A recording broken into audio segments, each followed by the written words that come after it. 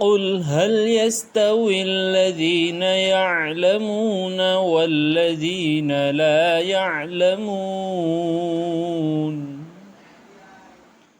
الشيطان الرجيم بسم الله الرحمن الرحيم إن الذين ينادونك من وراء الحجرات أكثرهم لا يعقلون ولو أنهم صبروا حتى تخرج إليهم لكان خيرا لهم والله غفور رحيم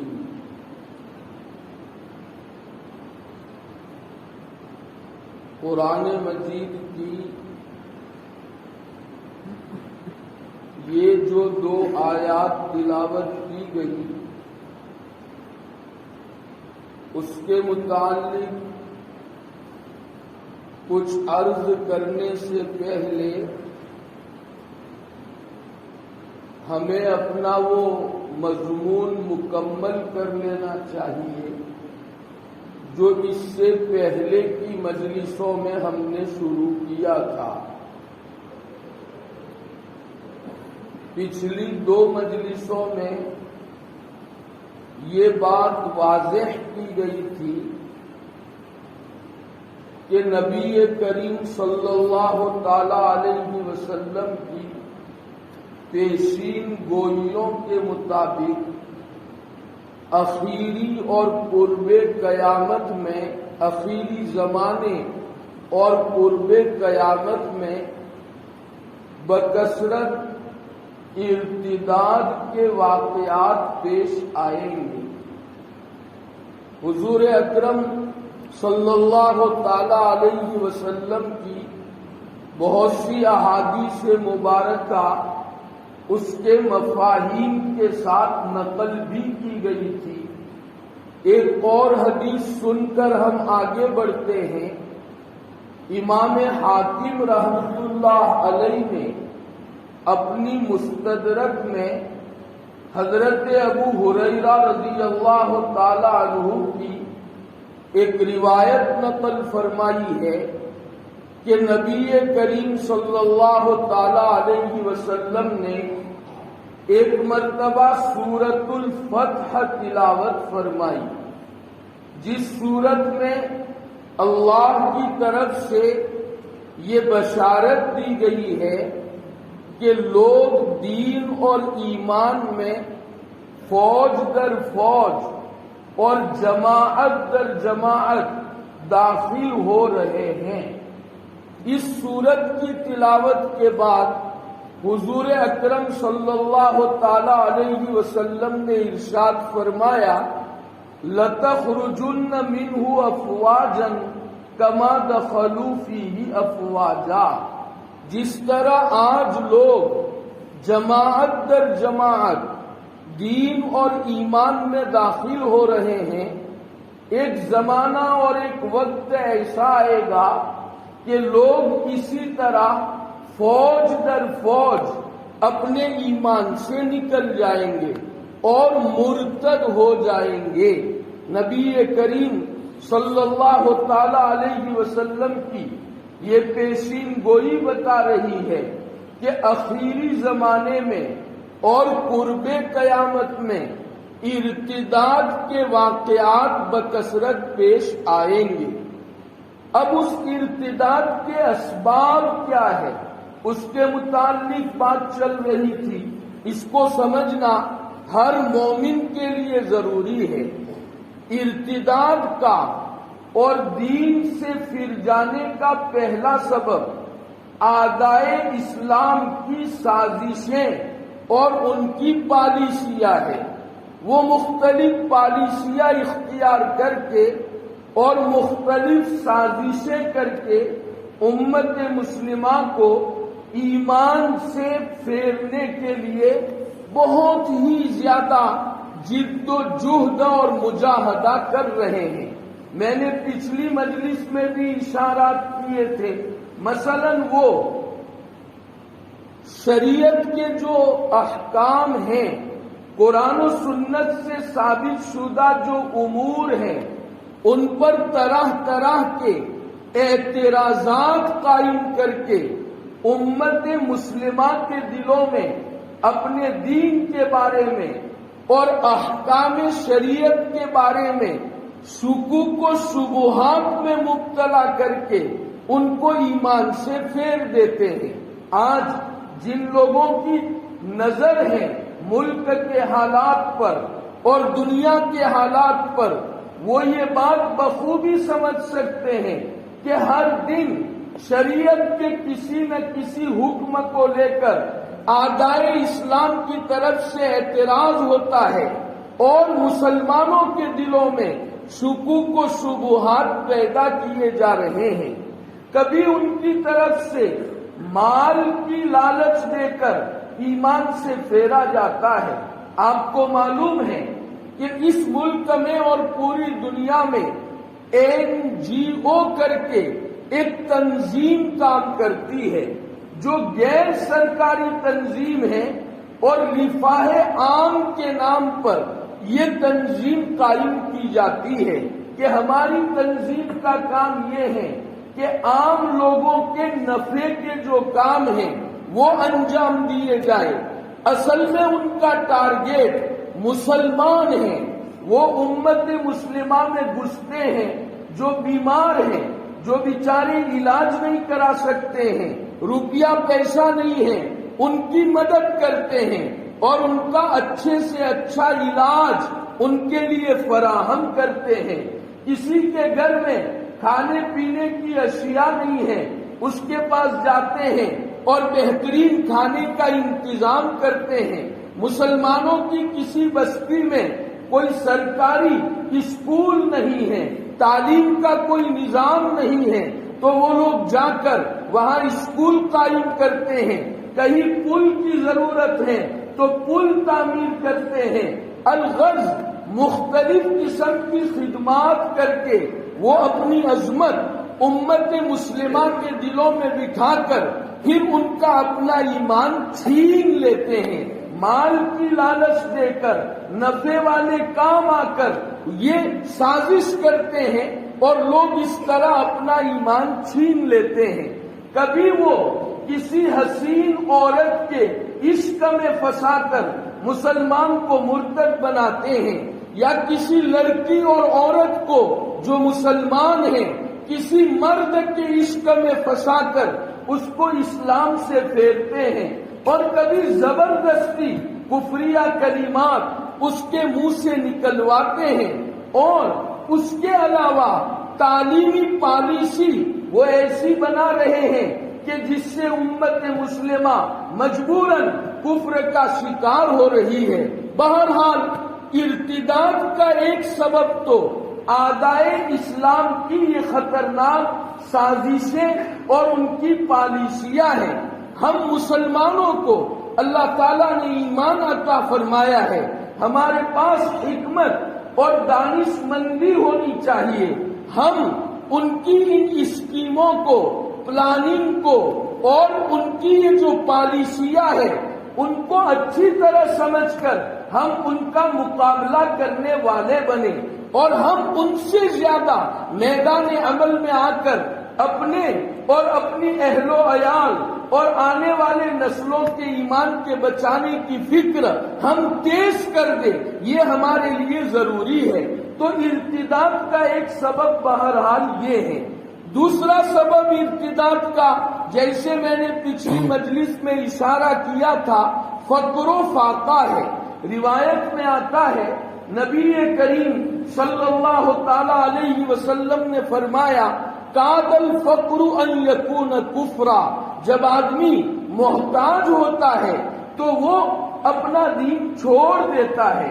اس لیے اللہ نے جو ہمیں مال والی نعمت عطا فرمائی ہے اس نعمت کا ہم صحیح استعمال کریں، ہم عیاشیوں میں، گناہوں میں، اللہ کو ناراض کرنے والے کاموں میں اپنا پیسہ برباد نہ کریں۔ امت مسلمہ کو تو اللہ رب العزت نے ایسا نظام عطا فرمایا ہے کہ یہ امت فقر و فاقہ سے خود ہی نہیں بلکہ امت کے ہر فرد کو بچا سکتی ہے۔ یہ زکوٰۃ کا نظام ہے کہ ہر مالدار اپنا جو مال ہے اس میں سے 40واں حصہ غربا کے اوپر خرچ کرے. ہمارے ملک میں کتنے مسلمان ہیں؟ اگر 100% مالدار مسلمان زکوٰۃ کی ادائیگی کا اہتمام کرے تو امت مسلمہ کا کوئی فرد فقر و فاقہ کا شکار ہو کر اپنے ایمان سے محروم نہیں ہو سکتا ہے، اپنے دین سے محروم نہیں ہو سکتا ہے. آپ تھوڑا جائزہ لیجئے، ہمارے اس ملک میں 30 کروڑ مسلمان ہیں. حکومت کی گنتی کے مطابق اگرچہ کچھ کم ہے، لیکن ہمارا اندازہ یہ ہے کہ اس ملک میں 30 کروڑ مسلمان ہیں. اگر ہر مسلمان مہینے کے 10 روپے اگر غربا اور مساکین کے لیے جمع کرے، مہینے کے 10 روپے، تو ایک مہینے میں 30 کروڑ مسلمانوں کے کتنے پیسے جمع ہو سکتے ہیں؟ آپ انداز لگائے اور خود حساب کریں، اور سالانہ یہ کتنی بڑی آمدنی ہو جائے گی، جس سے جو لوگ غریب ہیں، کاروبار ان کا نہیں ہے، ان کے لیے کاروبار کھڑا کر سکتے ہیں، اپنی ہائی اسکولیں بنا سکتے ہیں، تعلیم گاہیں بنا سکتے ہیں، اسی طرح شفا خانے بنا سکتے ہیں، اور امت کے نوجوانوں کو بہترین تعلیم دے سکتے ہیں. کیا اللہ تعالیٰ نے امت مسلمہ کو مال کے اعتبار سے اتنا گیا گزرا بنایا ہے کہ وہ ماہانہ 10 روپے بھی خرچ نہ کر سکے؟ آج ہمارا حال یہ ہے کہ ہم موبائل چلانے کے لیے عیاشیوں میں، مشقیوں میں ہزاروں روپے خرچ کرتے ہیں، لیکن ہمارے مال کا کوئی حصہ آج امت مسلمہ کی ترقی پر نہیں لگ رہا ہے. مسلمانوں، ضرورت ہے جو زکوٰۃ کا نظام ہے اس کو بھی ہم اجتماعی طور پر کامیاب بنائیں. ہر بستی والے، ہر شہر والے جمع ہو کر اس نظام کو کامیاب بنائیں، اور اس نظام کے علاوہ امت کی ترقی و تعمیر کے لیے ہر شخص اپنے مال کا ایک حصہ ہر مہینہ وقف کرے، تاکہ امت فقر و فاقہ سے بچ سکے اور وہ ایمان سے محروم نہ ہو جائے. ہم الحمدللہ ایسی بستی میں رہتے ہیں کہ جہاں ایمان والے زیادہ ہیں، اس لیے ہمیں اس کا احساس نہیں ہے. آپ اگر بنجر بستیوں میں چلے جائے جہاں مسلمان کم ہیں اور ان کی کوئی صحیح رہبری نہیں ہو رہی ہے، عیسائی مشینریاں، غیر مسلمین اور دیگر بہت سی تنظیمیں ان کو ایمان سے محروم کر کے مال کی لالچ دے کر اپنی طرف کھینچ رہی ہے. اس لیے ضرورت ہے کہ امت ایسا نظام اکٹھا ہو کر اختیار کرے کہ امت کا کوئی فرد فقیر اور غریب باقی نہ رہے. ہماری اپنی نگاہ عالمی ہونی چاہیے. ہم اس محمد الرسول اللہ صلی اللہ تعالی علیہ وسلم کے امتی ہیں جن کو اللہ تعالیٰ نے پوری انسانیت کے لیے نبی اور رسول بنا کر بھیجا تھا. ہمارے اس ملک میں، بیرون ملک میں اور پورے عالم میں ہماری نظر ہو کہ کہاں کہاں مسلمان فقر و فاقہ کی وجہ سے اپنا دین چھوڑ رہے ہیں. ہم محنت کریں یہاں رہتے ہوئے کہ ان کی فقیری دور ہو. امت مسلمہ اس معاملے میں بھی بہت کوتا واقع ہوئی ہے. آپ کو معلوم ہے یہ جو داؤدی بوہرے ہیں ان میں کوئی آدمی آپ کو محتاج نہیں ملے گا، اس لیے کہ ان کے یہاں کوئی غریب ہوتا ہے تو سب مل کر اس کا تعاون کر دیتے ہیں، اور اس کے لیے کوئی چھوٹا بڑا کاروبار ڈال دیتے ہیں تو وہ اپنے پاؤں پر کھڑا ہو جاتا ہے. غیر مسلم بہت سی قومیں ایسی ہیں جن کا اگر آپ مطالعہ کریں گے تو پتا چلے گا ان کی قوم کا کوئی آدمی کبھی کسی کا محتاج نظر نہیں آتا. اللہ نے ہمیں تو محمد الرسول اللہ صلی اللہ علیہ وسلم کی امت میں پیدا کیا ہے. ہم تو اس دنیا کو آباد کرنے کے لیے آئے ہیں، لیکن مسلمانوں کتنی افسوس کی بات ہے ہم امت مسلمہ کو بھی آباد نہیں کر سکتے. ہم غیروں کو تو کیا آباد کر سکتے ہیں، غیروں کی تو کیا خدمت کر سکتے ہیں. حالانکہ اگر غور کیا جائے تو ہمارے اس ملک میں جو سرکاریں ہیں وہ لوگوں کی ضرورتیں پوری نہیں کر سکتی ہے، وہ اس میں ناکام ہے۔ در حقیقت اللہ سبحانہ و تعالی نے ہمیں خدمت کا موقع دیا ہے۔ اگر امت مسلمہ غیروں میں جا کر ان کی خدمت کرے، مالی ان کا تعاون کرے، ہر اعتبار سے ان کو کام آئے، تو وہ وقت دور نہیں ہوگا کہ انشاءاللہ غیر مسلمی ہماری اس امداد و اخلاق کو دیکھ کر دین اسلام قبول کرنے پر مجبور ہو جائیں گے۔ لیکن ہمارے یہاں افسوس کی بات یہ ہے کہ کوئی نظام ہی نہیں ہے، ہر شخص اپنی رائے کے مطابق زندگی گزارتا ہے۔ ہمارا اجتماعی نظام ہونا چاہیے۔ بہرحال دوسرا سبب ارتداد کا فقر و فاقہ ہے، خود بھی اس سے اپنے آپ کو بچانے کے اسباب اختیار کرے، اور جو امت فقر و فاقہ میں مبتلا ہے اس کو فقر سے نکالنے کی کوششیں بھی امت مسلمہ تیز کر دے، یہ بنیادی ضرورت ہے۔ ارتداد کا تیسرا سبب یہ ہے کہ آدمی اپنی خواہشات کے مطابق زندگی گزارنے والا بن جائے، تو وہ بہت جلدی خواہشات کی وجہ سے ارتداد کا، بدعملی اور بے ایمانی کا شکار ہو جاتا ہے۔ اللہ رب العزت نے ہمارے اندر خواہش رکھی ہے، ہمیں کھانے کی خواہش ہوتی ہے، پینے کی خواہش ہوتی ہے، عورت سے صحبت کرنے کی خواہش ہوتی ہے۔ یہ جو خواہش اللہ نے ہمارے اپنے اندر میں رکھی ہے، یہ کوئی بری چیز نہیں ہے، یہ اللہ رب العزت کی بہت بڑی نعمتیں ہیں۔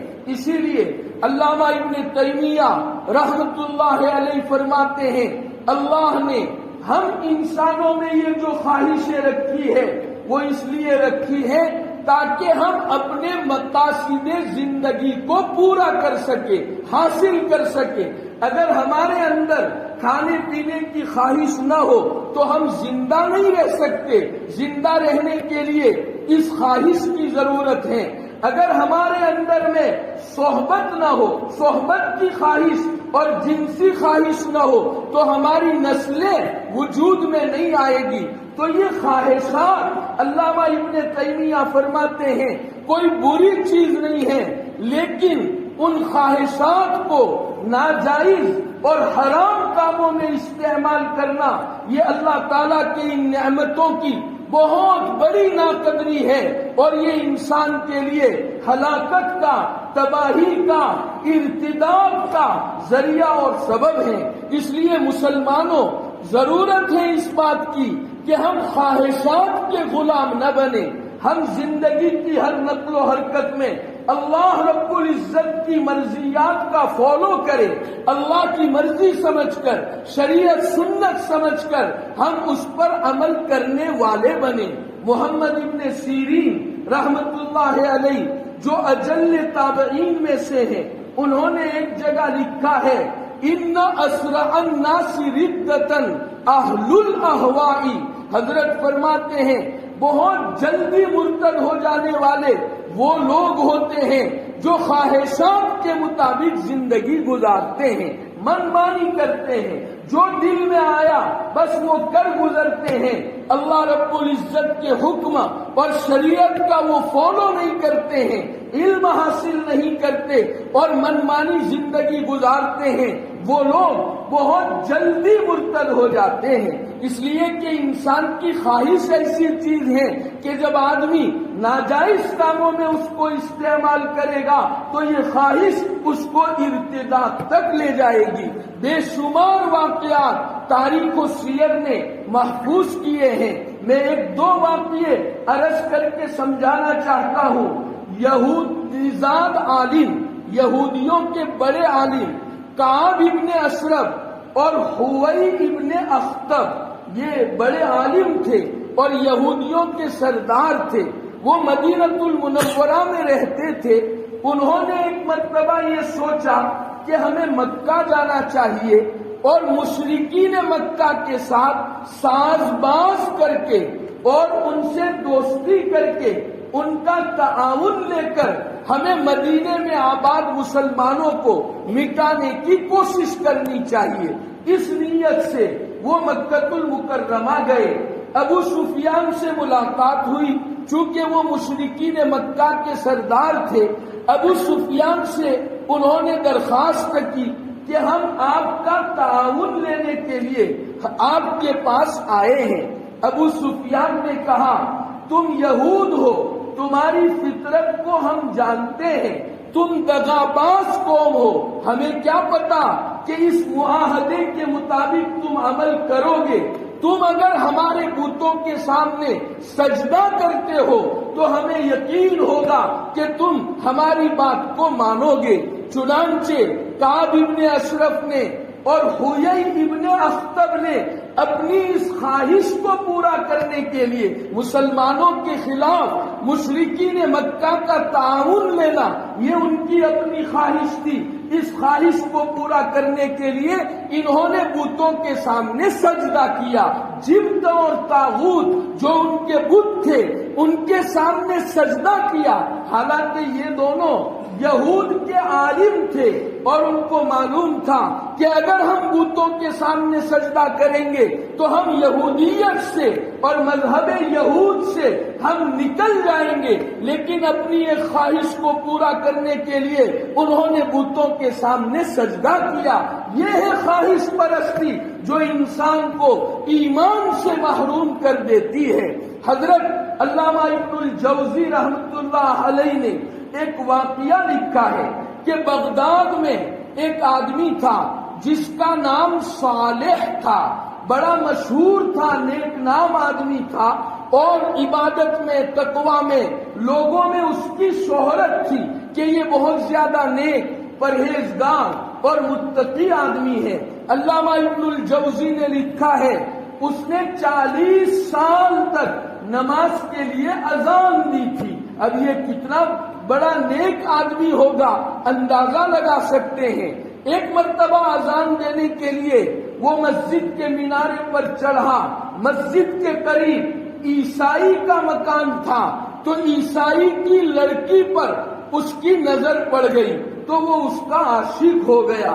وہ منارے سے اترا اور اس کے گھر میں داخل ہوا اور عیسائی لڑکی سے کہنے لگا میں تم پر فریفتہ ہوں، میں تم سے اپنی خواہش اور اپنی ضرورت پوری کروں گا۔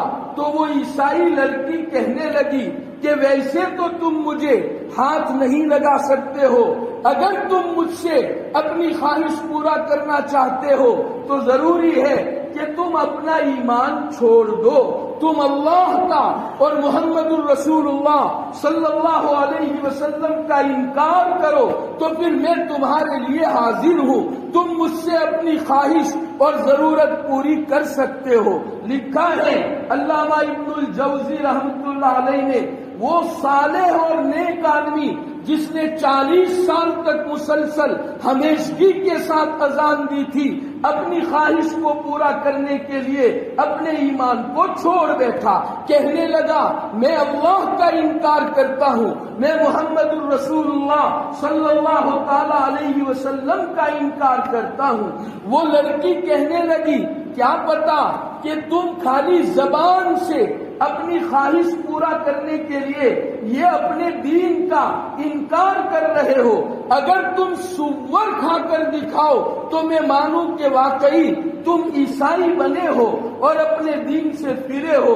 چنانچہ اس نیک آدمی نے خنزیر کا گوشت کھایا، اس کے بعد اس عیسائی لڑکی نے اس کو شراب پلائی اور ایسا کہا اب تم ہمارے گھر کی چھت پر چڑھ کر لیٹ جاؤ، میرے ابا آئیں گے تو ہمارا آپس میں نکاح ہو جائے گا، اس لیے کہ تم عیسائی بن گئے ہو۔ چنانچہ یہ صالح نامی شخص شراب پینے کی حالت میں چھت کے اوپر آرام کر رہا تھا کہ وہ چھت سے گر گیا اور مر گیا، بے ایمان ہونے کی حالت میں اس دنیا سے گیا۔ جب اس لڑکی کا باپ گھر میں آیا، لڑکی نے پورا واقعہ سنایا تو اس کے باپ نے اس کو ایک کپڑے میں لپیٹا اور رات کے اندھیرے میں ایک گلی میں پھینک دیا۔ جب صبح مسلمانوں نے دیکھا کہ یہ کوئی لاش پڑی ہوئی ہے، تو انہوں نے چادر ہٹا کر دیکھا کہ وہ صالح نامی آدمی کی لاش ہے، اور ان کو پورا واقعہ معلوم ہوا